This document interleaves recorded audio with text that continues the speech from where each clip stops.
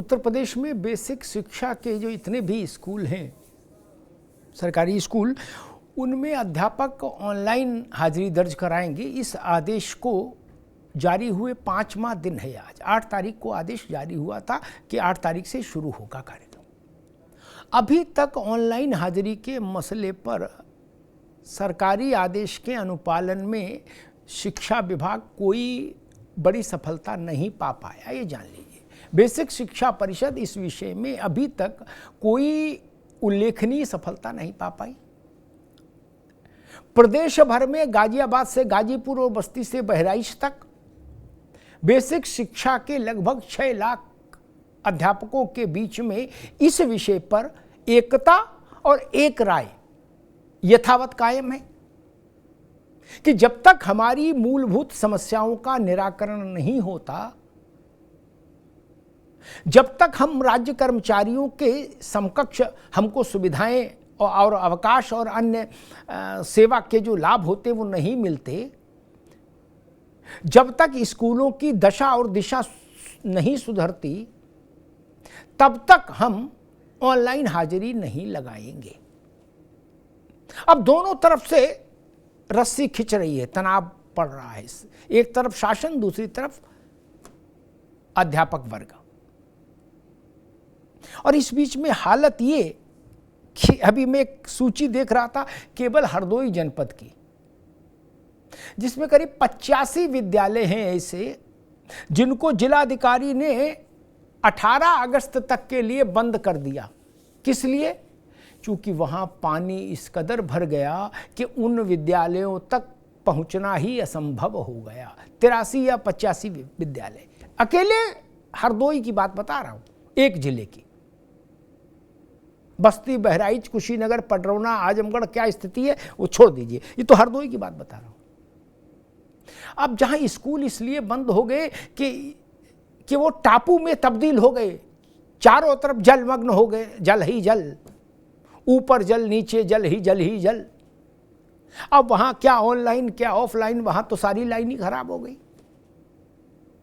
और यही बात बार बार अध्यापक उठाते भी हैं कि पहले स्कूलों की दशा तो सुधारिए। आज बेसिक शिक्षा परिषद का कार्यक्रम ये था कि खंड शिक्षा अधिकारी और बेसिक शिक्षा अधिकारी जिले के ये सब लोग टोलियां बना बना के विद्यालयों में जाएंगे प्रदेश भर में और अध्यापकों के साथ संवाद करेंगे और उन्हें इस बात के लिए मनाएंगे कि वो ऑनलाइन हाजिरी की बात स्वीकार कर लें। लेकिन प्रदेश भर में ऐसा हुआ नहीं। जहां कहीं कुछ गए भी अधिकारी तो वहां विरोध का सामना करना पड़ा अध्यापकों के से उनको, और प्रदेश भर में गए भी नहीं, ये भी बात सत्य है।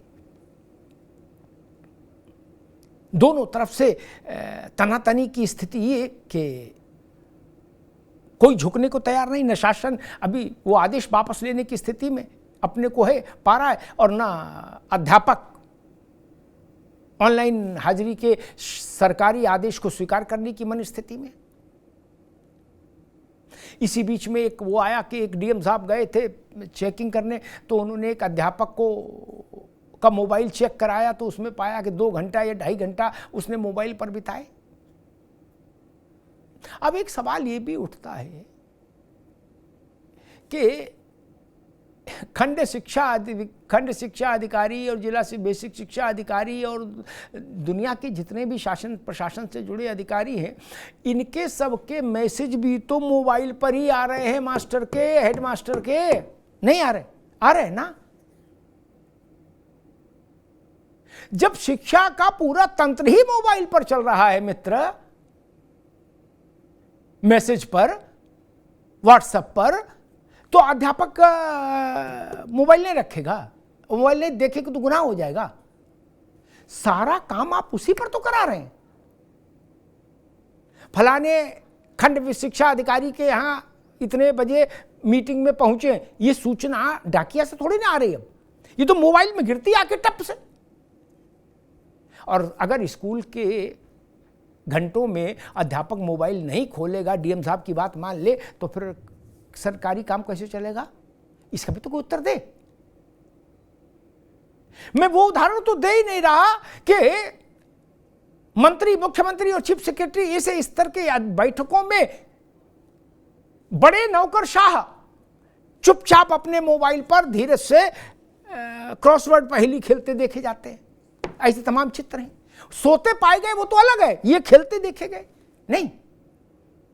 कुछ राज्यों की विधानसभा में, चलती हुई विधानसभा में माननीय विधायकगण कुछ रंगीन किस्म के, नीले किस्म के चलचित्र देखते पाए गए। वो विवाद तो याद ही है। तब अध्यापक का मोबाइल ऑन कैसे हुआ, ये विषय है। विधायक जी वहां सांस्कृतिक कार्यक्रम फोन पे चुपके से देख रहे विधानसभा के अंदर, उसका कौन जवाब देगा? और बड़े अधिकारी, आईएएस स्तर के अधिकारी अपनी बड़ी गंभीर बैठकों में मोबाइल पर क्रॉसवर्ड पहेली सॉल्व कर रहे हैं, उसका कौन जवाब देगा? प्राइमरी स्कूल के टीचर पर तो नियम लागू है, ठीक बात है, लेकिन हाकिमों पर भी नियम लागू होना चाहिए कि नहीं? यही स्थिति विकट है। ऑनलाइन हाजिरी क्या बेसिक शिक्षा निदेशालय में ये लागू है, जहां से उत्तर प्रदेश भर के 6 लाख अध्यापक नियंत्रित हैं? क्या जिला बेसिक शिक्षा अधिकारी के कार्यालय में ये नियम लागू है? क्या खंड विकास शिक्षा अधिकारियों में ये नियम लागू है? क्या जिले की कलेक्ट्रेट में ये नियम लागू है? अगर नहीं तो पहले वहां कर लो, वो हाकिम लोग हैं, फिर इन छोटे लोगों में कर लेना लागू। उल्टी गंगा बहाना चाह रहे हो। गोमुख से गंगा आएगी नीचे गंगा सागर तक। गोमुख कहां है? गोमुख है बेसिक शिक्षा निदेशालय, शिक्षा मंत्रालय, शिक्षा विभाग, शिक्षा सचिवालय। वहां से शुरू करिए और जब सब हो जाए ऑनलाइन तो मास्टरों को भी ऑनलाइन कर दीजिएगा, लेकिन वहां से शुरू करिए ना। यही बुनियादी सवाल है। हमारे साथियों ने एक रिपोर्ट तैयार की, जरा उस रिपोर्ट को देखिए, फिर मेहमानों से परिचय कराएं और फिर बहस में चलें।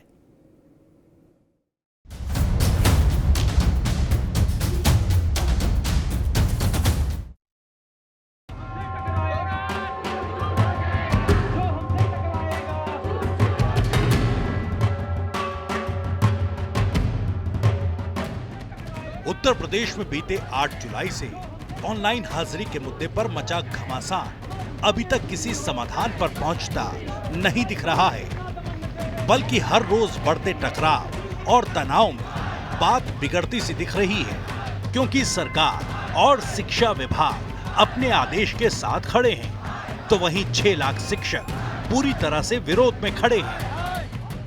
जो हमारे साथी जो इंटीरियर में है, जहाँ जाने का रास्ता नहीं है, जहाँ बिजली नहीं है, तो जो हमारे शिक्षक साथी जो इंटीरियर में हैं हमारे, जिनके लिए रास्ता नहीं है पहुँचने का, बड़ी राह दुर्गम है वहाँ की जाने की विद्यालयों की, वो कैसे देंगे समय से उपस्थिति? हम लोग सुबह अपने घर से 6:30 बजे निकलते हैं, तभी हम लोग यहाँ पहुँच सकते हैं। रास्ते में इमरजेंसी में कोई एक्सीडेंट हो गया, कुछ भी हो गया, हम उसमें जाम में फंसे हुए हैं। क्या आपको ये लगता है कि उचित है? अगर उचित नहीं है तो समाज भी हमारे साथ जुड़े और हमारे अधिकारी भी हमारी समस्याओं को समझे और इसका निराकरण करें। और अगर निराकरण हो गया तो हम लोग को ऑनलाइन उपस्थिति से कोई डर नहीं है, हम लोग देने के लिए तैयार हैं। ऑनलाइन हाजिरी के हालात ये रहे कि 5वें दिन 0 ही रहा ये आंकड़ा।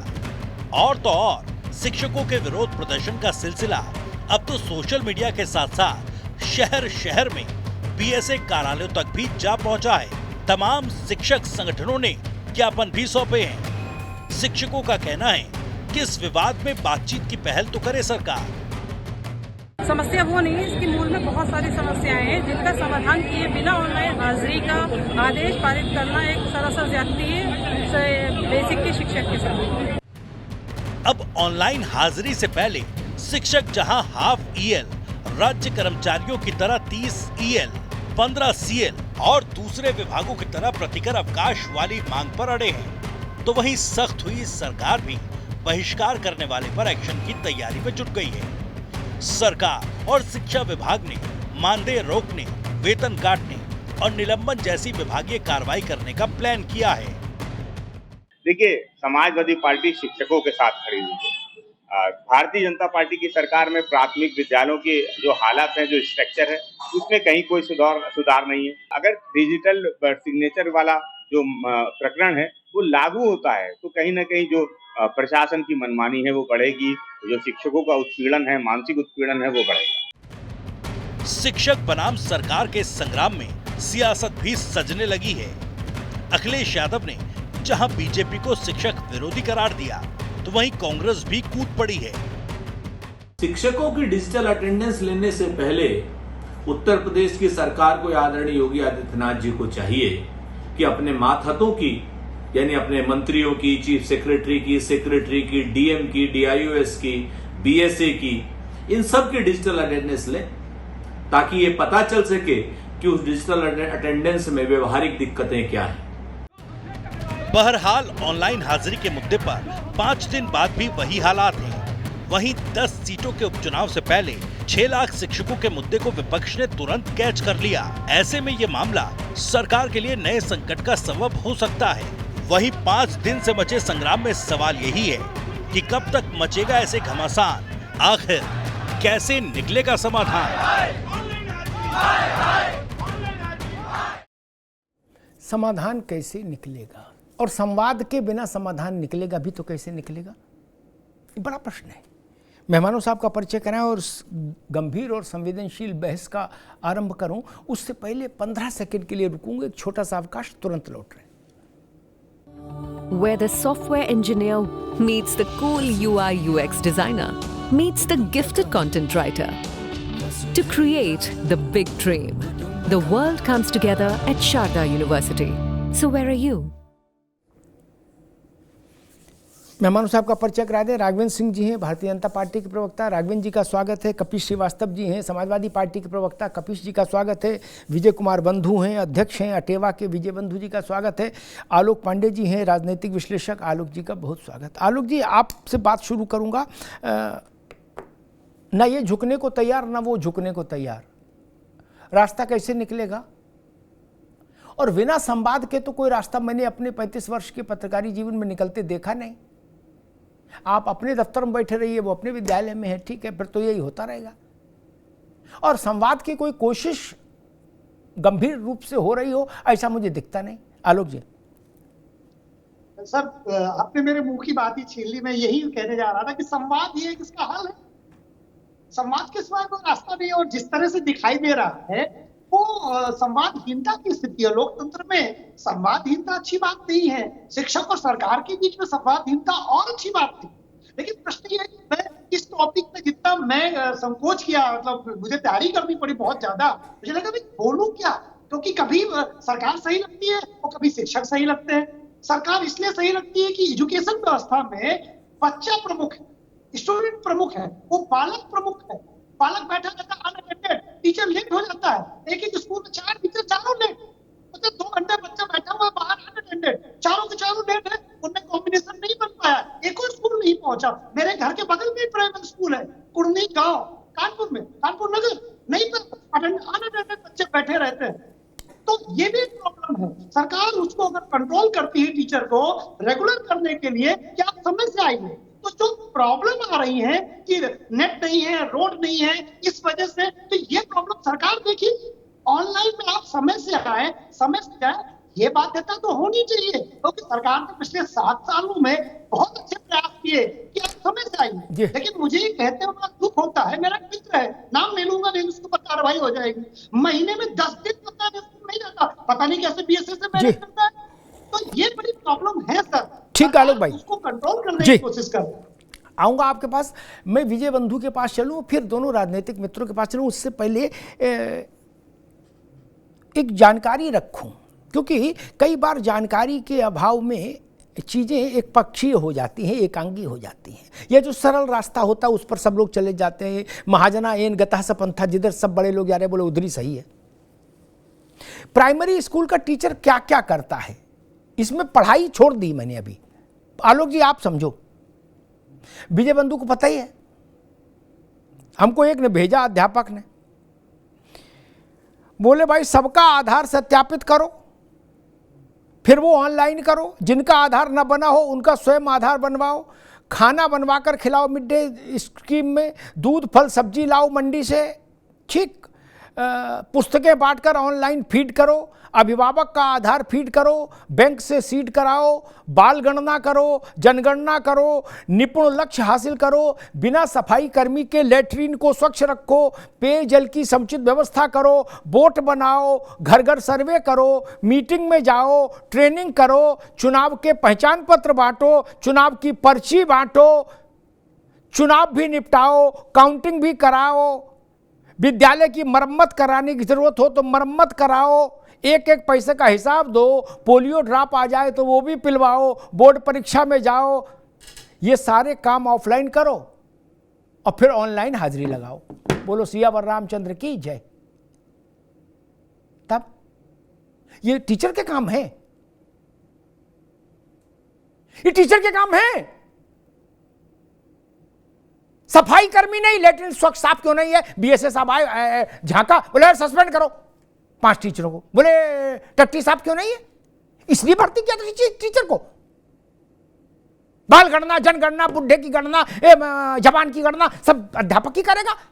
कल को उसको गाय, बकरी और भेड़ की जनगणना में और गणना में लगा दोगे? ये चाहते हैं क्या कि भाई मास्टर है, बोले इसको कहो कि ऑनलाइन हाजिरी लगाने के बाद सारी बकरियों की गणना करे और ऑनलाइन फीड करे? ये चाहते हो क्या? और एक सवाल, तराजू ठीक रखिए। राघवेंद्र जी के पास आऊंगा तो पूछूंगा, अभी आप फ्लोर पर रख देता हूं सवाल। राघवेंद्र जी तब तक तैयारी कर लें।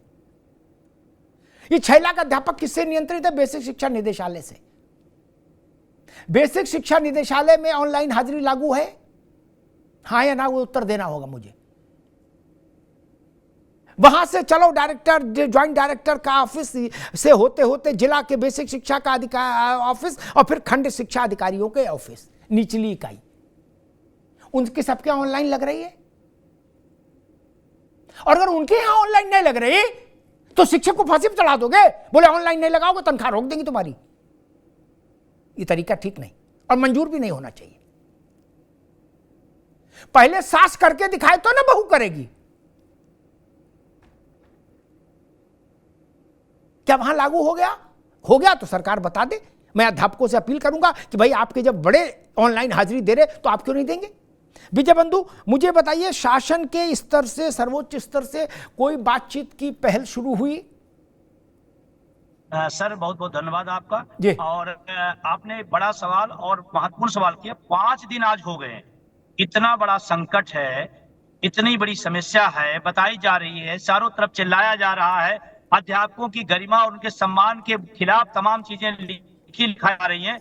5 दिन से कोई भी अधिकारी लेवल पर, प्रशासन लेवल पर, शासन लेवल पर कोई वार्ता तक नहीं हुई। इतनी संवेदनहीन सरकार है कि वो वार्ता तक नहीं करने को तैयार है। अरे समस्या है, हम भी बैठने को तैयार है, हमारे प्रतिनिधिमंडल बैठने को तैयार है। आप वार्ता करिए, हम अपनी समस्याएं बताएं, उस समस्याओं का आप कितना समाधान कर सकते हैं वो बताएं, उसके बाद कोई रास्ता निकले वो बताएं। बातचीत तक नहीं। मतलब ये अपने आप में अद्भुत बात है। 6-6 लाख शिक्षक अपनी इस विरोध को जता रहा है, काम करते हुए जता रहा है, अपने विद्यालय में उपस्थित अपना काम करते हुए जता रहा, लेकिन कोई संवाद तक नहीं हुआ। ये बड़ा दुर्भाग्यपूर्ण है। और मैं सर, आपने बहुत अच्छी बात उठाई कि जो टीचरों की समस्याएं हैं उनको हल करने में कितना टाइम लगता है शासन को। आप सीएल कर रहे हैं, दे दीजिए, टीसीएल दे दीजिए, चिकित्सा दे दीजिए, उनको प्रतिपूर्ति, उनको क्यों इतनी देरी क्यों हो रही है? आप इतना बड़ा निर्णय ले सकते हैं तो ये तो बहुत छोटे छोटे निर्णय हैं जिनको लिया जा सकता है और किया जा सकता है। लेकिन निर्णय लेने की बात छोड़िए, शासन 5 दिन से, प्रशासन 5 दिन से वार्ता करने को भी तैयार नहीं है, अपनी हठधर्मिता पर लगा हुआ है। हम अपने विद्यालय जा रहे हैं, अपनी उपस्थिति कर रहे हैं, बच्चों को पढ़ा रहे हैं, हमारे जितने काम है हम कर रहे हैं और लगातार वो जारी रहेंगे। जी कपिल जी, मैं एक हरदोई के जिला अधिकारी हैं मंगला प्रसाद सिंह, उनका आज का आदेश है मेरे हाथ में, मंगला प्रसाद का। इसमें 83 स्कूल हैं हरदोई जिले के जिनको 18 तारीख तक के लिए बंद कर दिया गया। मालूम है क्यों? वो टापू में तब्दील हो गए। ऊपर जल, नीचे जल, मध्य में जल, जल ही जल, वहां पहुंचना संभव नहीं। तो डीएम ने 83 स्कूल बंद कर दिए। वहां ना ऑनलाइन हो सकती ना ऑफलाइन हो सकती, वहां लाइन ही खत्म हो गई। ऐसी स्थिति और उस वक्त ये परिस्थिति पैदा करना, जब आपको पता है कि हमारी व्यवस्था इतनी मजबूत है कि हमको बरसात में एक एक जिले में 80-80, 90-90 स्कूल बंद करने पड़ेंगे 10-10 दिन के लिए, तो काहे को इतना बड़ा बवाल क्रिएट किया अभी कपिल जी? अमिताभ जी, सबसे पहली चीज तो ये है कि जब लोकतंत्र में राजतंत्र स्थापित किया जाता है तो उसका सफल उदाहरण मोदी और योगी शासन है। एक एक करके सारी जनता के साथ इन्होंने वही व्यवहार किया है, और टीचरों के साथ जो ये व्यवहार है, आपको एक बात बता दें, क्योंकि भाई हम लोगों के भी रिश्ते में तमाम टीचर्स हैं और हम लोग रोज उनकी मुसीबतों से दो चार, क्योंकि हम लोग कोई बड़े अंबानी के घर से नहीं आते। आपको बता रहे हैं कि इनसे शिक्षा के अलावा सारा काम करवाया जाता है, और इनके यहां ये है कि king can do no wrong. हमने अगर कोई आदेश कर दिया तो वो तुम पे लागू होता, हम पर नहीं लागू, और ना आप कह सकते हो कि गलत है। भाई राजा जो कहे वही कानून। लोकतंत्र होता तो दूसरे पक्ष की भी सुनते। ये एक ला का सुविचार नियम है, एट द आटम पार्टम, माने दूसरे पक्ष की भी सुनो। ये साहब दूसरे पक्ष की नहीं सुनेंगे, ये एक ही पक्ष की सुनेंगे। बस आदेश दे दिया, आप जाओ करो। तुमको कह दिया कि जनगणना करना है तो जाड़ा गर्मी बरसात चाहे कैसा भी मौसम हो तुमको करना है, इतने दिन में देना है तो देना है।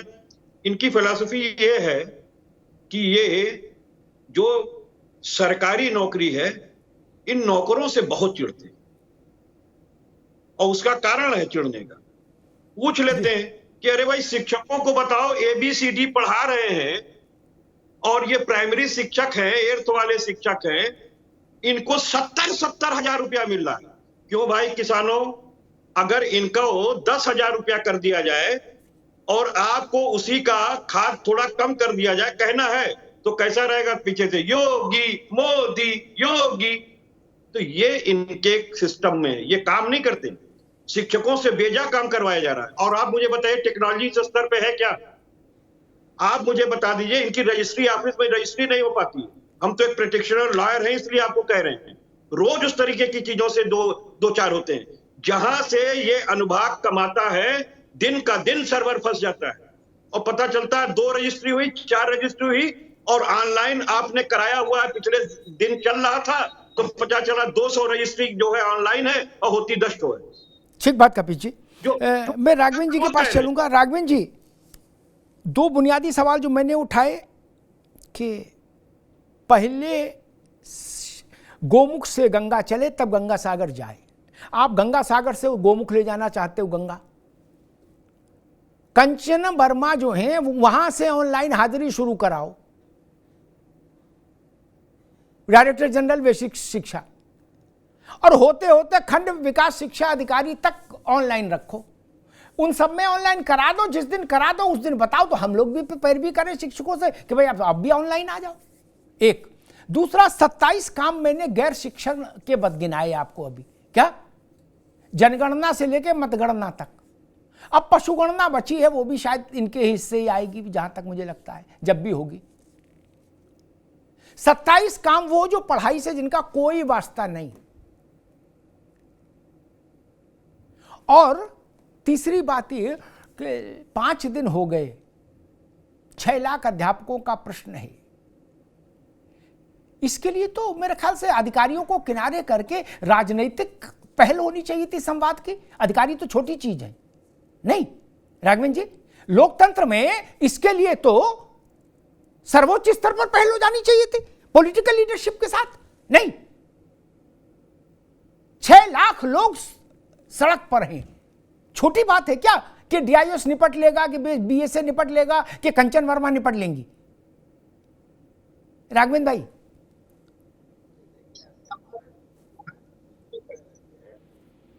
कि शिक्षा के अलावा इनसे सभी काम कराए जाते हैं जी। चुप बोले से बोले, चलनी भी बोले, इसमें 7200 थे। 4 बार इनकी सरकारें रही। इन लोगों ने क्या कोई अलग व्यवस्था कर रखी थी क्या शिक्षकों की, जो हमारे ऊपर ये तोहमत बढ़ रहे हैं कि लंबे समय से इस प्रकार की व्यवस्था चली आ रही है? ये कांग्रेस के सरकारों में भी थी, बसपा के सरकारों में भी थी, समाजवादी पार्टी की सरकारों में भी इसी प्रकार की व्यवस्था थी अमिताभ। हाँ, निश्चित रूप से ज्यादा काम लिया जाता है इसमें, मैं आपके साथ हूँ अमिताभ जी इस विषय में। इसके लिए कोई एक पारदर्शी व्यवस्था होनी चाहिए। राघवेंद्र भाई, 3 बार, राघवेंद्र भाई एक मिनट, 3 बार इलाहाबाद हाई कोर्ट ने और 1 बार सुप्रीम कोर्ट ने 4 बड़े फैसले हैं जिनमें स्पष्ट कहा कि अध्यापकों से शिक्षण के अलावा कोई काम नहीं लिया जाए, नहीं माना। राघवेंद्र भाई नहीं, निश्चित रूप से मेरा भी कहना यही है कि पारदर्शी व्यवस्था होनी चाहिए, उनके ऊपर इतना लोड नहीं होना चाहिए।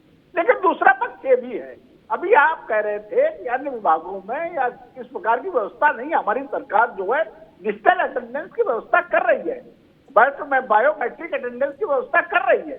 बड़े बड़े IAS अधिकारियों को उठा लगाना पड़ता है। अब मुझे ये नहीं पता किस विभाग में है, किस विभाग में ये नहीं है, लेकिन बड़े पैमाने पर विभागों में ऐसी व्यवस्था जो हम लोग करने की कर रहे हैं। अनुशासन क्या कहीं पैदा करना चाहिए, गलत होता है क्या? अगर हम ये चाहते हैं शिक्षा के क्षेत्र में अनुशासन हो तो ये क्या गलत है क्या? हाँ, ये बात सही है। जैसे अभी आप कह रहे थे हरदोई जनपद में इतने विद्यालय जो पानी से डूब गए, हरदोई जनपद और फर्रुखाबाद जनपद से अमिताभ जी मेरे व्यक्तिगत संबंध है। हरदोई जनपद जो है वो 7 नदियों वाला जनपद है, निश्चित रूप से उसका प्रभाव कहीं ना कहीं क्षेत्र में पड़ा होगा। पूरे पूर्वांचल में बाढ़ आती है भैया, पूरे पूर्वांचल में बाढ़ आती है, नेपाल से जो बिहार से आती है, पूरा पूर्वांचल डूबा है। हरदोई क्या अमिताभ जी मेरी बात हो जाने दीजिए, फिर हमें लग रहा व्यवस्थित रूप से आप प्रश्न उठा सकते हैं, मैं उसका जवाब भी दूंगा। क्या ये पूरे उत्तर प्रदेश में ऐसी व्यवस्था है क्या सभी विद्यालय डूब गए हैं क्या? निश्चित रूप से कुछ विद्यालय इस बरसात में जो विद्यालय भी प्रभावित होते हैं, शिक्षक आपके अस्पताल भी प्रभावित होते हैं, व्यक्तिगत मकान भी प्रभावित होते हैं, वो एक अलग विषय है। लेकिन अगर इसकी आड़ में ये कह दिया जाए कि ऐसी व्यवस्था पूरे उत्तर प्रदेश में न लागू हो तो ये हमें लग रहा है अन्याय है। व्यवस्था ये खराब नहीं है। हाँ, निश्चित रूप से उसको कोई ऐसा कोई बीच का रास्ता निकाला जाए जहां पर विद्यालय में ऐसी कोई प्राकृतिक आपदा आई हो या कोई ऐसी व्यवस्था हो या किसी व्यक्ति को ऐसी व्यवहारिक समस्या हो तो उसके लिए कोई बीच का रास्ता निकाला जाए। अगर इसकी आड़ में व्यवस्था स्कूल की ऐसी होनी चाहिए, सड़कें वहां तक होनी चाहिए, छुट्टी होनी चाहिए, तनख्वाह ऐसी होनी चाहिए, इसकी आड़ में अगर सब लोग बचना चाहे तो हमें लग रहा है ये अमिताभ जी उचित नहीं है।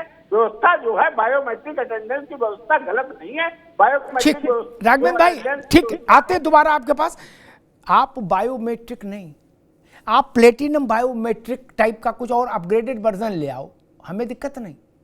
लेकिन एक घोषणा ये तो करा दो अभी शाम को 6 बजे के बाद कि जो 27 काम हैं जिसमें लेटरिन साफ रखने से लेकर जनगणना, बाल गणना, मतगणना, सारी गणनाएं हैं क्या, इन कामों से मास्टरों को अभी आजादी दी सरकार ने, ये घोषणा करा दो। हम कल बहस करेंगे कि अच्छा मान जाओ ऑनलाइन की बात सुन लो, आप करा दो। अमिताभ अग्निहोत्री इस काम में खड़े होंगे सरकार के साथ कि चलो भाई बायोमेट्रिक ये काम हटवा दो। क्या सब्जी मंडी मास्टर जाए, आलू देख के मास्टर लाए, आलू धोए, बनाए, पकवाए, बंटवाए, थाली गिनवा के रखे, कम हो जाएगी तो BSA कहेगा थाली कहां गई, फिर प्रधान घर में बुला के अलग ड्रामा करेगा। बड़ी कठिन है डगर पनघट की। मैं ओपन ऑफर दे रहा हूं, 27 किस्म के नॉन एजुकेशन काम है टीचरों के जिम्मे, उनको अभी तत्काल प्रभाव से सरकार रिवोक करे। मैं गारंटी लेता हूं कि 1 हफ्ते का समय दीजिएगा, हम सब लोग मिलके, हम और सरकार और विजय बंधु सब मिलके इस बात का रास्ता निकालेंगे कि डिजिटलाइजेशन परवान चढ़े, आगे बढ़े। लेकिन ये करना होगा, बकरी की गिनती मास्टर करे और डिजिटल हाजिरी दे।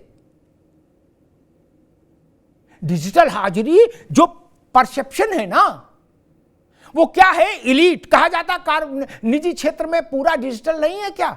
हां जी है, वहां बकरी गिनने की जिम्मेदारी नहीं किसी की। क्या निजी क्षेत्र में जमादार जो स्वीपर है वही लेटरिन साफ कर रहा है, मास्टर नहीं कर रहा। किसी पब्लिक स्कूल का मास्टर देखा आपने लेटरिन साफ करते हुए? नहीं।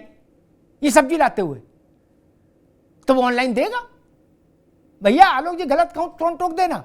जो अनीत कहूं राम ने कहा वाल्मीकि रामायण में, जो अनीति कछु भाग नहीं मानस में, जो अनीति कछु भाग कहूं भाई तो मोहे बरजो भय बिसराई। बताइए, अभी ये घोषणा कर दें कि 27 काम विड्रॉ, टीचर केवल पढ़ाएगा। क्या समस्या है? इसके लिए तो विधानसभा की जरूरत भी नहीं, केंद्र की भी जरूरत नहीं। ये 27 महीने गिना दिए एक सांस में।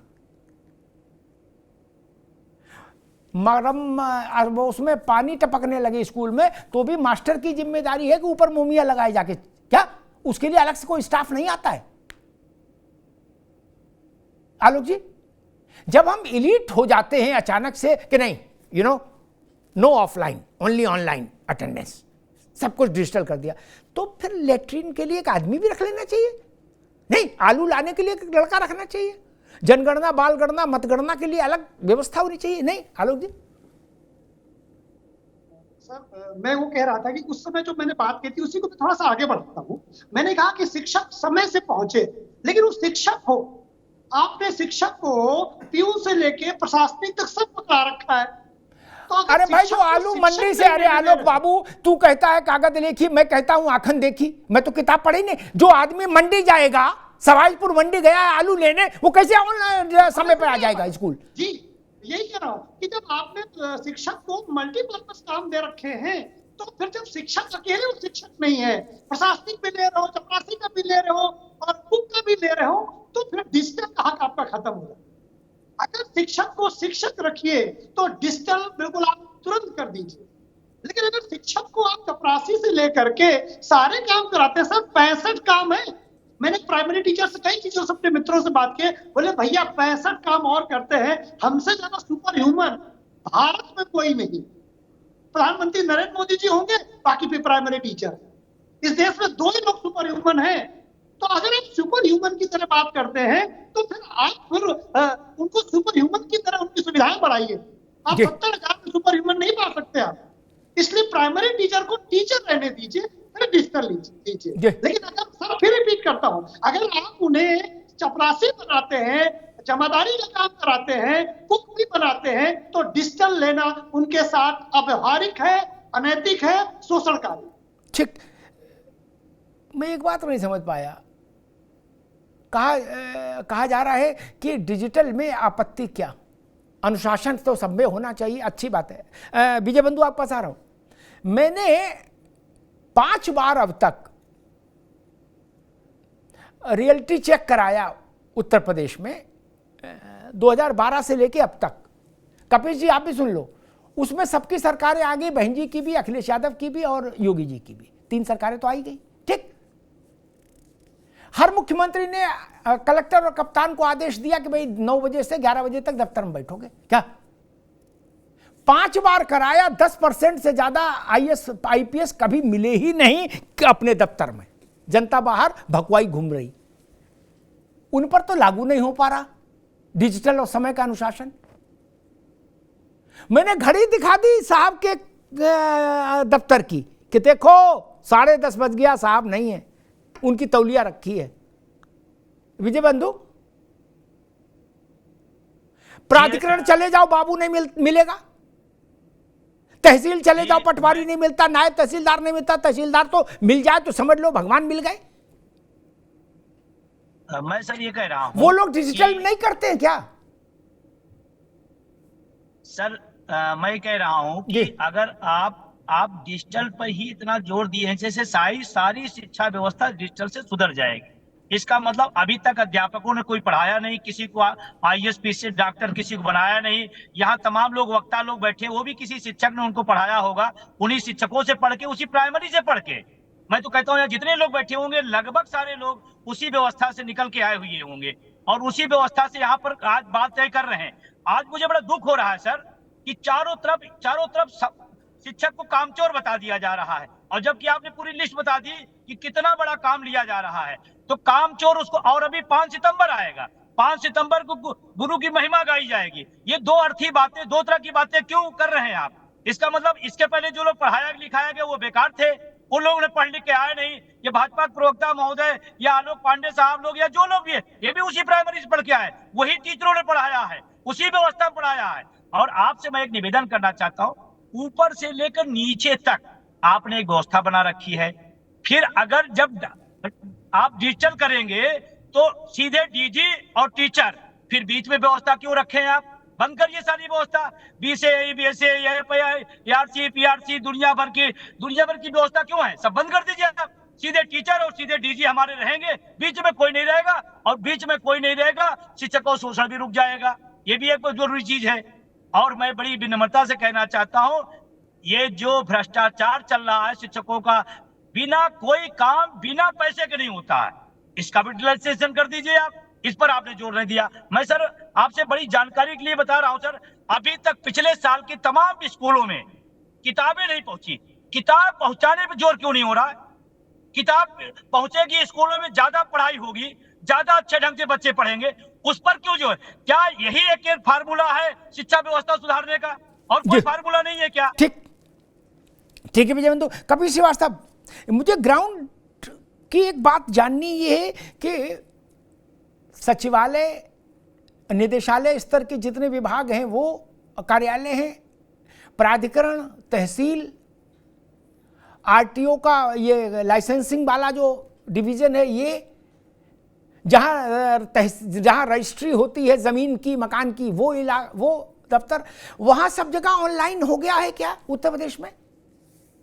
सब लोग 10 घंटे अधिकारी से लेके बाबू चपरासी मिलते हैं डेस्क पर, ताकि जनता जाए तो उसको परेशान न होना पड़े। अमिताभ जी, 95% ऐसा नहीं है। और मैं इसलिए कह रहा हूं कि जिन जिन लोगों का आपने नाम लिया है, वो जब अपने सीट में मिल जाते हैं तो उस दिन लोग गोरक्षनाथ बाबा को प्रसाद चढ़ाते हैं कि चलो कम से कम मिल गए, हमने अपनी दिल की बात कही। एक बात आपके अनुमति से मैं कह रहा हूं जी, इन्होंने गुरु शिष्य परंपरा ही बदल के रख दी। जब स्कूल खुला तो एक आदेश फरमान आया था, तुगलकी फरमान जिसको कहते हैं, पूजन करेगा जी, और वो सारी चीजें करेगा जो शिष्य किया करते थे अपने गुरु का। भारत में गुरु शिष्य परंपरा क्या रही है अमिताभ जी? हम लोगों ने अपने गुरुओं का चरण स्पर्श किया है, हमेशा उनका स्वागत किया है कि वो हमारा स्वागत करेंगे। आपने तो परिपाटी ही बदल के रख दी। और सुनिए, हकीकत की कहानी सुना रहे हैं। जब शिक्षक घर से निकाल के लाता है अपने यहाँ स्टूडेंट को बढ़ाने के लिए, क्योंकि ये भी उस पर प्रेशर है, तो घर वाले कहते हैं कि नहला दो, पोंछ दो, ले जाओ, क्योंकि तुम अपनी नौकरी बचा रहे हो। तुम अगर हमारा काम, जैसे ये बच्चे नहीं जाएंगे तो तुमको तो तनख्वाह भी नहीं मिलनी है। जब गार्जियन के दिमाग में यह बात आ जाए तो आप सोचिए कि गुरु की क्या महिमा है और गुरु की क्या परंपरा है। मैं डंके की चोट पे कहता हूं, डंके की चोट पर जितने कॉन्वेंट और प्राइवेट स्कूल्स हैं, उनके शिक्षकों से हायर क्वालिफाइड लोग जो हैं वो प्राइमरी में और जूनियर हाई स्कूल में हैं, गवर्नमेंट के। लेकिन आज उनकी उपयोगिता को दूसरा बना दिया गया। मैं ये नहीं कहता कि इसमें सिर्फ भारतीय जनता पार्टी की सरकार का दोष, लेकिन इन्होंने दोष बढ़ाया है, कम नहीं किया है। और जो आदर्श आप बता रहे हैं, ये आदर्श मुझे भी पता है, और न्यायिक विवेक कोई भी होगा वो कहेगा भैया शिक्षक का काम पढ़ाना है। बेरोजगारी इस हद पे है, आप आलू खरीदने का काम बेरोजगार को नहीं दे सकते।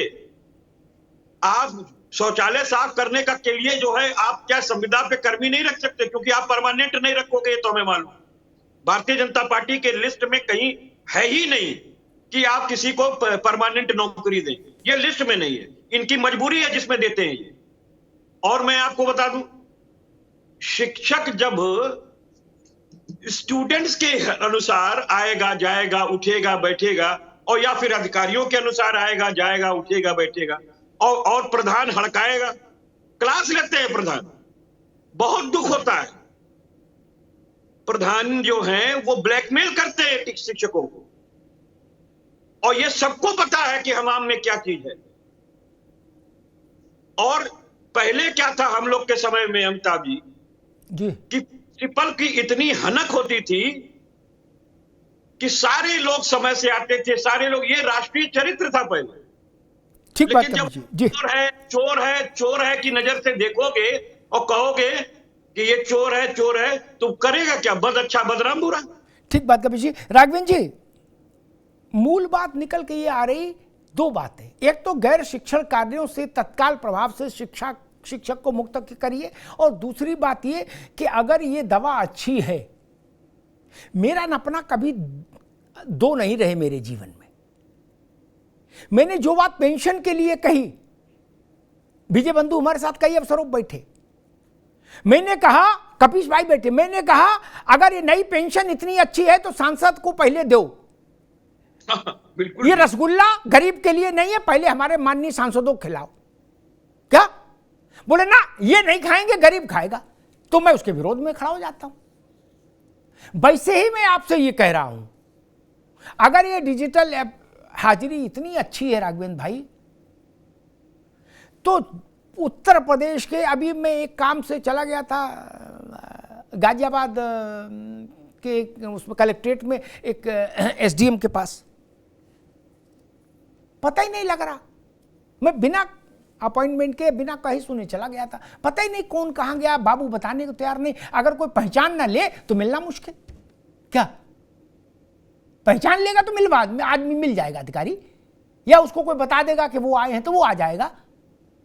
क्या वहां आप लोगों ने ये थर्मामीटर नहीं लगाया ऑनलाइन वाला प्राधिकरणों में, तहसील में? और अगर आप कहते हो हां, तो मैं एक निवेदन करूंगा, वो कपीश जी का पक्ष की बात नहीं ना, विजय बंधु के। योगी जी के पास जनता दर्शन में आने वाली शिकायतों को देख लीजिए। मैंने उनका एनालिसिस किया है, और मुख्यमंत्री इस बात पर कई बार नाराज हुए हैं कि 90% शिकायत इसकी आती है कि अधिकारी मिलता नहीं, भगा दिए जाते हैं। जमीन की नपाई कराने के लिए आदमी मुख्यमंत्री के दरवाजे जा रहा है। राघवेंद्र जी, वहां डिजिटल नहीं लागू किया कि मुख्यमंत्री के पास ऐसी शिकायतें ना जाएं, ऐसे फरियादी ना जाएं? राघवेंद्र जी, नहीं, निश्चित रूप से ये सब होनी चाहिए। इन सब व्यवस्था में जो आप कह रहे हैं, कहीं ना कहीं बातों में दम है, और बातों में आपके साथ मैं खड़ा हूँ। लेकिन दूसरी बात ये भी है, अगर उत्तर प्रदेश और देश में डिजिटलाइजेशन ना हो तो क्या हो? निश्चित रूप से देर सवेर सबको इस बात को स्वीकार करना पड़ेगा, चाहे हम हो, चाहे आप हो, चाहे हमारे मित्र कपीश भी। डिजिटलाइजेशन के बगैर देश चलने वाला अब नहीं है, उत्तर प्रदेश अब चलने वाला नहीं है। इस व्यवस्था के साथ हमको चलना पड़ेगा। मुझे याद है किसी समय हम जेब में पैसा लेकर के जाया करते थे। अब आज की तारीख में मैं तो खैर पैसे का उपयोग करता हूँ, हमारे बच्चे जो हैं जेब में एक पैसा नहीं रखते हैं, कार्ड रखते हैं, उससे पेमेंट करते हैं। देखिए, कभी की बात होने दीजिए, कभी में उनकी बात आ जाए। अभी केवल राघवेंद्र जी जी कभी देखिए बात होने दीजिए। देखिए, अगर कोई व्यवस्था होती है, कोई व्यवस्था बनाई जाती है, तो बेहतर के लिए बनाई जाती है।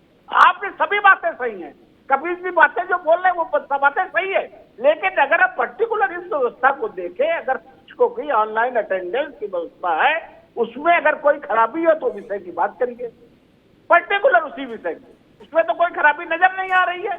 बात खेत की हो रही है, सब लोग खलिहान के कर रही हैं। साहब, उनके साथ इतना अपमान होता है, उनके साथ ये काम लिया जाता है, उनको भत्ते नहीं मिलते हैं, उनकी सड़क नहीं है, उनकी चट बचती है। ये सब बातें बिल्कुल सही है आपकी, इन सब बातों में आपके साथ खड़ा हूँ। लेकिन पर्टिकुलर अगर डिजिटल अटेंडेंस की बात कर होती है तो हमें बड़ी विनम्रता के साथ कहना पड़ता है कि व्यवस्था में कहीं कोई खराबी नहीं है, व्यवस्था बिल्कुल चुस्त दुरुस्त है। ये व्यवस्था लागू होनी चाहिए, हाँ, लेकिन जहाँ पर कोई ऐसी प्राकृतिक आपदा है या व्यक्तिगत रूप से कहीं कोई बीमार पड़ जाता है या कोई अस्पताल में पानी भर जाता है या ऐसी कोई व्यवस्था है सभी तरह, उसके साथ अलग व्यवस्था होनी चाहिए। लेकिन पर्टिकुलर ये व्यवस्था है ऑनलाइन अटेंडेंस की, इसमें मुझे कोई खराबी नजर नहीं आती। ठीक, राघवेंद्र भाई, एक मासूम, कपिल जी रुको एक मिनट, एक मासूम सी बात कह देता हूं। मेरे पास तो केवल जीवन के उदाहरण, राघवेंद्र भाई एक मिनट रुको, मेरे पास तो जीवन के उदाहरण है, ना उधो को लेना ना माधव को देना। आलोक बाबू आप भी सुनो, राघवेंद्र भाई सुन लो, काम आएगा। एक ही शॉपिंग कॉम्प्लेक्स में, ध्यान सुनिए, एक ही शॉपिंग कॉम्प्लेक्स में पंजाब नेशनल बैंक है और एचडीएफसी है।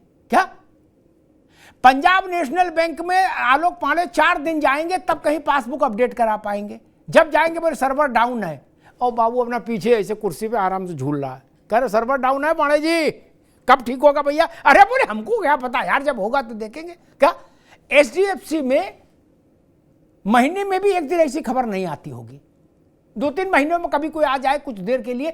क्यों? ये जो इलू है ऑनलाइन का, एक ही बिल्डिंग में 2 जगह कैसे हो, रंग 2 रंग में कैसे है? राघवेंद्र जी, इसका तो उत्तर देना पड़ेगा हमको। नहीं, थाने का सर्वर नहीं चल रहा क्या? बगल में जो आधार कार्ड का प्रिंट निकाल रहा उसका सर्वर 24 घंटे फर्राटा भाग रहा क्या? जो लड़का बैठा है, कौन सी मशीन लगाई है? ये मैंने भी झेला, इसलिए मैं कह रहा हूं मित्र, ऐसा नहीं कि गरीबी झेल रहा है। मैं कुछ भी रहूं, अधिकारी मेरे सम्मान में उठ के खड़ा हो जाएगा, कहेगा अग्निहोत्री सर्वर नहीं चल रहा, आप जाओ हम भिजवा देंगे, लेकिन सर्वर थोड़ी चला देगा। राघवेंद्र जी नहीं, बिल्कुल सही कह रहे हैं, इस बात में भी हम आपके साथ हैं, मेरे साथ यही होता है। लेकिन अब आप जिसमें सर्वर का क्या दोष है, तो व्यक्तिगत दोष हो गया। राघवेंद्र सिंह को अगर काम नहीं करना है तो 1000 बहाने हैं। ना ना ना, राघवेंद्र सिंह सर्वर का भी दोष है। नहीं, सर्वर हमें नहीं लगता है यार, सर्वर इसमें व्यक्तिगत दोष ज्यादा होता है साहब कि अगर हमें काम नहीं करना है तो हमें 1000 बहाने मिल जाते हैं। निश्चित रूप से देखिए, इसमें डिजिटलाइजेशन का मुझे कहीं अपराध नहीं। ठीक कपिल जी कुछ कहना चाह रहे हैं? रुक राघवेंद्र जी, ठीक, डिजिटलाइजेशन के खिलाफ कोई नहीं, लेकिन जैसे हमें एक बड़ा जनरेटर रखना है। एक बुनियादी उदाहरण देता हूं आलोक पांडे, आप पढ़ाते हैं युवाओं को, इसलिए आपको भी इसमें रुचि होगी। तो उसका RCC का बेस बनेगा राघवेंद्र बाबू, उसके ऊपर 3 टन का जनरेटर रखा जाएगा। क्या बालू के ऊपर नहीं रख सकते, जमीन में घुस जाएगा जनरेटर। आप पूरा ऑनलाइन करिए, मैं कह तो रहा हूं, लेकिन कंक्रीट का बेस तो बना दीजिए, बुनियादी ढांचाओं सुविधाओं का बेस तो बना दीजिए। आप करें ना, पहले जनरेटर रखेंगे बाद में बेस बनाएंगे। कैसे बेस बनेगा फिर बाद में, जब जनरेटर रख दोगे? बोले पहले आमलेट बनाएंगे फिर मुर्गी पालेंगे, ऐसा तो नहीं होगा ना मालिक, पहले मुर्गी मुर्गा पालो तब ना अंडा मिलेगा। राघवेंद्र जी आप कुछ कहना चाह रहे थे? अमिताभ जी, मैंने वो समय भी देखा है जब केसा में बिल जमा होता था, सैकड़ों लोगों की लाइन लगा करती थी। ये बात ईमानदारी से हुआ करती थी। बिल्कुल तारीख में बिल्कुल, मैं 1 मिनट में बिल जमा कर देता। मुझे वो समय भी देखा है जब हमें ट्रेन की रिजर्वेशन कराना था तो 3-3 दिन जाते थे, लाइन लगती, तब कहीं जाकर रिजर्वेशन होता था। तो इस प्रकार की व्यवस्था धीरे धीरे सुधर रही है। ठीक है राघवेंद्र जी, अभी कपिल जी कुछ कहना चाह रहे हैं, उनकी भी सुन ले। मुझे कोई दिक्कत नहीं व्यवस्था, मैं कह रहा हूं रेलवे में जो टिकट बनाने वाला बाबू है उसकी आप प्लेटफॉर्म साफ करने की ड्यूटी ना लगाओ तो वो अच्छी बात है, वो ऑनलाइन टिकट ही बनाए। आप उससे गुसलखाना भी साफ करा रहे हो। अब बोले कोयला भी डाल दे इंजन में, अब फिर भाग के आ जाए इधर टिकट भी बना दे, ये नहीं चलेगा। राघवेंद्र जी कुछ कहना चाह रहे थे? नहीं, मैं कपीश। कपीश जी। हाँ, देखिए, मैं सिर्फ इतना कहना चाहता हूं, मेरे भाई पता नहीं किस टेक्नोलॉजी में आज भी जी रहे हैं। मैं आपको आए दिन बता रहा हूं कि रजिस्ट्री अनुभाग का सर्वर डाउन हो जाता है, सुबह से लेकर शाम तक नहीं होती। ये हम लोग रोज जाते हैं प्रैक्टिस करने और देख रहे हैं जहां से करोड़ों करोड़ों रुपया इनको राजस्व आ रहा। अमिताभ जी, बिल्कुल ठीक बात आपने कहा कि जहां प्राइवेट है वहां 5G चल रहा है और जहां सरकारी है वहां 4G चल रहा है। डाटा जैसा आप लोगे वैसे ही तो अपलोड होगा, जैसा रैम होगा वैसे ही काम होगा। तो ये इनको समझ में नहीं आ रहा। दूसरी चीज मैं ये कह रहा हूं, आदर्श हमेशा ऊपर से नीचे आता है, नीचे से ऊपर नहीं जाता है। भाई गांधी जी को अगर किसी बच्चे की चीनी छुड़वानी थी, गुड़ छुड़वाना था, तो उन्होंने पहले खुद खाना छोड़ा। उन्होंने ये कहा था कि भाई हम कैसे समझाएंगे, उन्होंने कहा था 1 महीने बाद आना। अगर मान लीजिए वो उसी दिन समझाते तो अपने ही नजर में गिर नहीं जाते। आज जो अधिकारी चाह रहे हैं कि शिक्षकों पर एक ये भी लगाम लगाई जाए जो गैर जरूरी है। मैं बार बार कह रहा हूं, अगर राष्ट्रीय चरित्र पैदा नहीं कर सके आप, तो आप कोई सिस्टम लगा लो, वो सिस्टम फेल हो जाएगा। ठीक बात है। नीचे से ऊपर तक शिक्षा भागवत में भ्रष्टाचार है। ठीक है कपिश बाबू, रुकना होगा। आलोक पांडे जी, एक बात आई, कल से एक नैरेटिव आया, एक कोई अधिकारी गया किसी स्कूल में चेक करने, उसने टीचर की जेब से मोबाइल निकलवाया, मोबाइल की जांच करवाई तो पता लगा 2.5 घंटा मास्टर ने मोबाइल में बिताया और नाना प्रकार के कार्यक्रम किए। उसने सही किया गलत किया, क्या देख रहा था वो कलेक्टर जाने, जो करना है करे। बस मैं एक बुनियादी बात कहता हूँ, प्रधान जी ने कल 12 बजे बुलाया है, बीएसए के ऑफिस पहुंचो 2 बजे, 3 बजे बच्चों का खाना बटेगा, ये सूचनाएं डाकिया लाता है स्कूल में, ये भी तो सब इसी पे आ रही हैं। ये स्कूल में नहीं खोलेगा तो भी नौकरी चली जाएगी। बोले तुमको भेजा तो तुमने देखा नहीं, और डीएम साहब पकड़ भी लेंगे आके। यार दो तरह की बात नहीं करो ना एक समय में। बताओ भैया, सारे मैसेज तो इसी पे आ रहे हैं स्कूल के, फिर डाकिया से भिजवाओ ना मैसेज। आलोक पांडे, मैं इसे हास्या, ये जो अधिकारी इस ढंग का ड्रामा करते हैं ना, उनसे मैं बड़ा खिन्न हो जाता हूं कि आप क्या दिखाना चाहते हैं? अध्यापक चोर है? कुछ लोग हो सकता है, लेकिन आप क्या पूरे पेशे को बदनाम कर देंगे? इंप्रेशन बना रहे हो कि पूरा जो 6 लाख अध्यापक है वो वहां मोबाइल खेल रहा है स्कूल में, तो ये सब्जी कौन बना रहा है? और लेट्रिन कौन साफ कर रहा है? जनगणना बाल गणना कौन कर रहा है? आलोक जी, कल से ये नैरेटिव चलाया जा रहा है, धकाधक व्हाट्सएप पे भेजा जा रहा है कि देखिए सच्चाई, मोबाइल पर खेल रहे हैं मास्टर साहब। मैं ही समझ नहीं पा रहा कि मोबाइल पर सारे मैसेज मोबाइल पर आएंगे तो देखेंगे क्या रामायण? मोबाइल नहीं देखेंगे तो? आलोक पांडे सर, मैंने बहुत से टीचर से बात की, एनालिसिस किया, उनका तो ये कहना है कि सरकार सारे स्कूलों का प्राइवेटाइजेशन करना चाहती है, तो इतना टॉर्चर और इतना बदनाम कर दे सरकार टीचरों को, और इतना टॉर्चर कर दे कि बाद में सैलरी भी न देना पड़े, प्राइवेटाइज हो जाए स्कूल, बात खत्म हो जाए। तो क्या इसे प्राइवेटाइजेशन की तरफ जाने का कदम है तो एक ही दिन में हलाल कर दे? ये थोड़ा थोड़ा काटने की जरूरत नहीं है। या फिर स्कूलों को अगर सुधारने की मंशा है तो इस देश में एक मॉडल है, केंद्रीय विद्यालय मॉडल है, वहां क्यों चरित्र अच्छा चल रहा है? वहां क्यों टीचर आज डिजिटल की जरूरत नहीं पड़ती? सर, मेरी वाइफ ग्वालियर में थी, चमोली डिस्ट्रिक्ट, वहां 15-15 दिन तक बारिश में लैंड स्लाइडिंग हो जाती, बंद हो जाता है, 2-2 सिलेंडर रखने पड़ते थे, दाल भी खट्टा रखना पड़ता था। सन 2010 की बात बता रहा हूं मैं आपको। और उसके बाद 8-5 में श्रीमती जी नहीं पहुंच सकती थी, 3 किलोमीटर बस नहीं तो पैदल जाना है, लेकिन 8-5 के पहले 8 बजे वो पहुंचेगी, नहीं तो छुट्टी कट जाएगी 3 साल के बाद।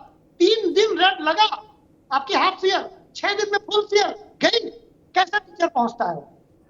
क्योंकि उसके बाद उस टीचर से ये नहीं कहा जाएगा कि बच्चा स्कूल से क्यों नहीं आ रहा। टीचर 8 बजे पहुंच जाएगा, 1:10 पे छुट्टी हो जाएगी या 2:10 पे छुट्टी हो जाएगी, वो अपना पढ़ाएगा, अपनी डायरी मेंटेन करेगा और घर चला जाएगा। ठीक है, तो जब आप टीचर से और कोई काम नहीं कराते तो चरित्र मेंटेन हो जाएगा। ठीक है, लेकिन आप मजदूरी कराते हैं। ठीक है आलोक भाई जी, यहाँ तो बच्चा अगर स्कूल नहीं आया तो भी मास्टर साहब की क्लास लगेगी। अब बताओ मास्टर साहब क्या करे? बचपन नहीं आया तो बीएसए मास्टर साहब को टाइट करेगा कि बच्चे क्यों नहीं आ रहे। बच्चा लाओ अभियान भी मास्टर के जिम्मे है। बताइए बच्चे कहां से लाए भैया? कहां से पकड़ के लिया है बच्चे? केंद्रीय विद्यालय में आलोक बाबू प्रिंसिपल के और मास्टर के जिम्मे बच्चा लाना नहीं है। वो आके बैठ गए, बच्चा आए तो भली भला, ना आए तो भली भला। बच्चा जाने, बच्चा के पिताजी जाने। विजय बंधु जी, क्या लग रहा है इस गतिरोध का क्या भविष्य दिख रहा है और ये गतिरोध कब तक रहेगा? जी सर, मैं तो बड़ी विनम्रता से सरकार से कहना चाहता हूं कि इतनी बड़ी गंभीर समस्या है, आप बैठिए, प्रतिनिधियों से बात करिए, हमारी समस्याएं सुनिए, उसका निवारण करिए और रास्ता निकालिए। और रास्ता सरकार ही निकालेगी, कोई दूसरा नहीं निकालेगा। रास्ता सरकार निकालेगी तो सरकार को पहल करनी चाहिए, बातचीत करनी चाहिए और रास्ता निकालना चाहिए। लेकिन मैं एक बात से बहुत खिन्न हूं सर कि शिक्षक को जिस तरह से बदनाम किया जा रहा है, मुझे इस बात की बड़ी खिन्नता है। और अभी 5 सितंबर को फिर चिल्लाया जाएगा कि बड़ा गुरु है, ये है, वो है, दुनिया भर की बातें। और आज ऐसा भेजा जा रहा है कि मैं उसको देख देख के खिन्न हूं। दूसरा एक चीज मैं कहना चाहता हूं, अभी आलोक पांडे साहब ने भी कहा, ये बात शिक्षकों के बीच में बहुत गहरी हो गई है कि ये प्राइवेटाइजेशन की तरफ एक रास्ता है और उसी रास्ते पे सरकार जा रही है कि हमें ना वैकेंसियां, 6 साल से वैकेंसी नहीं निकली है। राघवेंद्र सर बैठे हुए हैं, मैं जिम्मेदारी से कर रहा हूं, बेसिक में 6 साल से नौकरी नहीं हुई है, 2010 से पदोन्नति नहीं हुई जूनियर में, 2016 से बेसिक में पदोन्नति नहीं हुई है, चिकित्सा प्रतिपूर्ति आप देने को तैयार नहीं है। तो आप हमसे चाहते हैं ना, तो हम आपसे भी अपेक्षा करते हैं कि आप हमारी समस्याओं को निपटाएं। अच्छा, सरकार क्या होती है? गार्जियन होता है, मुख्यमंत्री हमारा गार्जियन है, हम उससे अपनी बात नहीं कहेंगे, किससे कहेंगे? ठीक है, और हम यही बात ठीक है राघवेंद्र जी, कि मेरी समस्या ठीक है कपिश जी, इस गतिरोध में क्या समाधान हो सकता है और कैसे समाधान हो सकता है? 3 सुझाव दीजिए कोई, फिर मैं राघवेंद्र जी के पास जाऊं। देखिए, पहली चीज तो ये जी कि लोकतंत्र में अपने ही लोगों के बीच में कोई आप विदेश से बात नहीं करने जा रहे, डेडलॉक नहीं हो सकता। निगोशिएशंस की जगह रखनी चाहिए और किसी से नफरत उतनी ही कीजिए कि आंख मिलाने पे शर्म ना हो, क्योंकि बाद में आपको पता चलेगा वो नफरत के काबिल नहीं था। मैं आपको बार बार कह रहा हूं, इसमें बात होनी चाहिए, वार्ता होनी चाहिए। इसमें शिक्षकों के जो नेता हैं उनको बुलाया जाना चाहिए माननीय मुख्यमंत्री के द्वारा, क्योंकि आप विधायिका के सर्वोच्च स्थान पर बैठे हुए हैं और जिनसे आपको काम लेना है प्रशासन, उनको भी बुलाइए। और जो शिक्षक जो राष्ट्रीय चरित्र का निर्माण मजबूती से नींव मजबूत करते हैं हमारे देश के भविष्यों का, नौनिहालों का, उनके भी नेताओं को बुलाइए और उनसे वार्ता कीजिए, उनको समय दीजिए और उसकी बातें सुनिए। जो बेहतर मांगे लगे कि हाँ ये चीज करने पे हमारे प्रदेश का भला होगा, हमारे शिक्षक का भला होगा, हमारे बच्चों का भला होगा, वो कीजिए, वो निर्णय लीजिए। ये मत सोचिए कि अरे ये तो हमारे विरुद्ध गए थे। अरे साहब, आपके अपने बच्चे हैं, आप पाल्य हैं, तो इस बात को ठीक बात है कपिश जी। मैं राघवेंद्र जी के पास चलूं उससे पहले एक उदाहरण के साथ चलूंगा ताकि उनको बात सहज लगे जो मैं कह रहा हूं। मैं तो ऐसा उदाहरण देता हूं कि उसका फिर विकल्प नहीं होगा सामान्यतः। अखिलेश जी की सरकार थी राघवेंद्र जी, मैं एक दूसरे चैनल पे तब बहस किया करता था।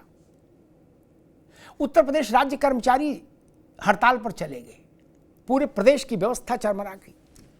सरकार होती है कुछ तो उसमें भाई सरकारीपन होता ही है, सरकार की ठसक होती है क्या।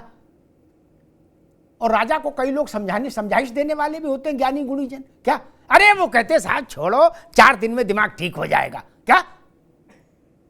अभी हड़ताल विरोधी कानून एस्मा लागू कर देंगे, सस्मा लागू कर देंगे, दिस कर देंगे, दैट कर देंगे। वो मामला तूल पकड़ गया राघवेंद्र भाई, क्या बवाल मचने लगा। एक दिन समाजवादी उत्तर प्रदेश सरकार के एक मंत्री मेरी बहस में थे, वो भी वही भाषा बोल रहे थे जो शासन का मन था उस वक्त कि ऐसा नहीं और वैसा नहीं। मैंने उनसे कहा क्या उत्तर प्रदेश के सरकारी कर्मचारी आप बदल सकते हैं सारे? नहीं, ये आपके अधिकार क्षेत्र में नहीं ना। क्या फिर क्या करेंगे? यही चलता रहे हड़ताल। आपकी जिम्मेदारी है कि प्रदेश चले भाई। मैंने राघवेंद्र जी मुख्यमंत्री जी से कहा कि आप पूरे राज्य के मुखिया हैं, लोग क्या करें छोड़िए, क्या कोई नाक का सवाल थोड़ी ना है। आप सबके संरक्षक हो भाई प्रदेश में। मैंने बुला लीजिए इन लोगों को और कि हमारी जरूरत हो तो धक्का लगाएं, लेकिन मिलिए, बुलाइए। 24 घंटे के भीतर बैठक हुई और रात में 12:30-1 बजे ऐलान हो गया कि हड़ताल समाप्त। क्या राघवेंद्र जी, अब प्रश्न आपसे, एक उदाहरण मैंने दिया कि ऐसा हो चुका है प्रदेश में। एक प्रश्न आपसे, क्या कोई सरकार, कोई महानिदेशक बेसिक शिक्षा, कोई हाकिम मालिक मुख्तार 6 लाख अध्यापकों की जगह दूसरे अध्यापक भर्ती कर सकता है? नहीं। 6 लाख अध्यापकों को कोई सस्पेंड कर सकता है? नहीं। निकाल सकते हैं? नहीं। इनको जेल में डाल देंगे क्या? नहीं, संभव नहीं। ये लोकतंत्र है मित्र। तब क्या करेंगे? जब मालूम है कि क्या होना है अंत में, तो वो आज क्यों नहीं हो जाए? राघवेंद्र बाबू, अंततः लोकतंत्र में करना तो वही है जिसको लोग चाहे, तो वही है, होगा भी वही, क्योंकि ईवीएम पर अंगूठा लोग का है। लोग कानून नहीं बदल सकता, लेकिन कानून बनाने वाला बदल देता है लोग। राघवेंद्र जी, नहीं, बिल्कुल सही कह रहे हैं। इस विषय पर विचार किया जाएगा, लेकिन मेरा एक और अनुरोध है। जिस प्रकार से कुछ लोग, सभी शिक्षक नहीं है अमिताभ जी इसमें, इसके पीछे राजनीतिक दलों का भी हाथ है, जो उनको बेवजह पुशअप कर रहे हैं। क्या सभी शिक्षक हड़ताल पे हैं? क्या सभी शिक्षकों की व्यवस्था खराब नजर आ रही है? क्या देखिए, व्यवस्था ये खराब नहीं है। हाँ, हो सकता है उसमें कुछ लोग प्रभावित हो रहे हो, कुछ घटनाएं ऐसी हुई हो जो उचित नहीं हो, लेकिन ये व्यवस्था खराब नहीं है। मैं भूल ये कह रहा हूँ अमिताभ। ठीक राघवेंद्र भाई, ठीक। मैंने जो, ठीक है राघवेंद्र भाई, ठीक, मैंने, ठीक है, आगे बात। मैंने जो उदाहरण दिया उस वक्त भी स्थिति ये थी कि बसपा, भाजपा और कांग्रेस राज्य कर्मचारियों की हड़ताल का समर्थन कर रही थी। आरंभिक तर्क सपा से मेरे पास यही आया था कि अरे भाई साहब, आपको पता नहीं, सब भाजपाई और कांग्रेसी और बसपाई करा रहे हैं हमारी सरकार के खिलाफ। मैंने कहा इन सब बातों से ऊपर उठिए। आप प्रदेश के मुखिया हैं भाई, कहां छोटे मोटे चक्करों में पड़े? बुलाइए, आप बुलाइए तो पहल तो करिए, चीजें तो सुलझ ही जाएंगी। राज्य के कर्मचारियों से भी मैंने कहा कि जब तक चुनाव नहीं होता, कपिश बाबू मेरी बात ध्यान से सुनिएगा, मैंने कहा जब तक चुनाव नहीं होता मुख्यमंत्री नहीं बदल सकते आप। क्या? जैसे ये नहीं बदल सकते आप सबको, वैसे आप भी इनको नहीं बदल सकते ना चुनाव तक। तो रास्ता निकालो। वही बात मैं आज पूरी विनम्रता से कह रहा हूं। ये अध्यापक बाहर के नहीं है, छोड़िए, स्वाभाविक है। सपा क्यों नहीं होगी इनके साथ? बसपा क्यों नहीं होगी? कांग्रेस, आप विपक्ष में होते आप भी अध्यापकों के साथ खड़े होते राघवेंद्र जी। अभी पंजाब में टीचर ऐसा आंदोलन करें, आप उनके साथ खड़े होंगे। ये राजनीति, इसमें क्या समस्या? काहे की नाराजगी सपा से या बसपा से, कांग्रेस से? वो विपक्षी दल हैं, साथ हैं, ठीक है। अब मैं तो कह रहा हूं आपको सपा से निपटना है, अध्यापकों का मन जीत लीजिए, वो आपकी जिंदाबाद करने लगेंगे। आपको लग रहा है कि सपा राजनीति कर रही है, 24 घंटे के अंदर इस गतिरोध को समाप्त कर दीजिए। अध्यापक तो भोले मन का है, भोले बाबा जैसा, वो आपकी जिंदाबाद करने लगेगा। योगी बाबा जिंदाबाद, भाजपा जिंदाबाद, क्या जा रहा है? कर लीजिए। ये कहना ठीक नहीं कि फला फला लोग भड़का रहे हैं, ये सब कुछ नहीं। विपक्षी लोग हैं, उनने कोई संन्यास लिया है? और लोक और तंत्र, कंचन वर्मा नाम है, क्या नाम है उनका, जो डीजी है, जो भी है, उनका आदेश मास्टर नहीं बदल सकता। क्या? लेकिन मास्टर अपने वोट से और अपने लोकमत को प्रभावित करने की क्षमता से विधायक तो बदल सकता है ना। और विधायक कंचन वर्मा को बदल सकते हैं। इस साइकिल को समझना राजनेताओं के लिए बहुत जरूरी है। बाद में कहते अरे ये तो समझ ही नहीं आई बात हमको, जब घटना घट जाती है। जनता नहीं बदली जा सकती, पार्टियां बदली जा सकती हैं, नेता बदले जा सकते हैं, सरकारें बदली जा सकती हैं। कोई माइकल जनता बदल सकता है क्या राघवेंद्र बाबू, कपिश जी? कोई ये कह सकता है हम नई जनता ले आएंगे? नहीं ना। मेरी लड़ाई संदेश को लेकर भी है।